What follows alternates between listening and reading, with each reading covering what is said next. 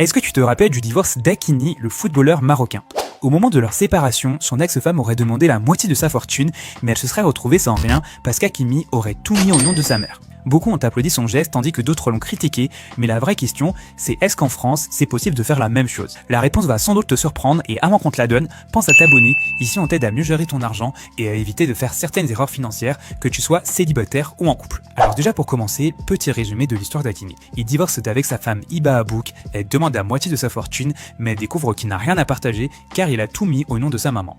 Ça, c'est le récit qui avait fait le tour des réseaux sociaux, mais cette version a depuis été contestée. Plusieurs médias ont expliqué que ce fait n'était pas avéré et que l'histoire était très probablement fausse ou au minimum très exagérée. Hachimi est d'origine marocaine et son mariage a eu lieu en Espagne, donc ce n'est pas du droit français. Mais est-ce que ça aurait été légal de faire ça en France? Premier cas, tu as mis les biens au nom de ta mère avant de te marier.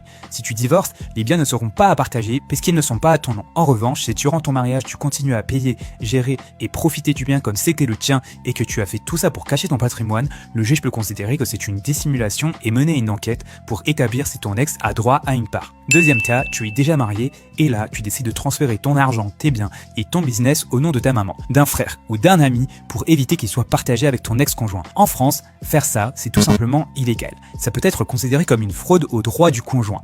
Le juge peut annuler ces transferts, réintégrer les biens dans le partage et dans ce cas, ton ex-partenaire touchera bien la part qui lui revient. Tu l'as compris, en France, la seule vraie protection, c'est de passer chez le notaire avant de se marier pour choisir le bon régime matrimonial et établir un contrat pour décider en amont ce qui sera partagé ou non en cas de divorce. Si tu veux continuer d'en apprendre plus sur l'argent et les lois, tu es au bon endroit, alors abonne-toi.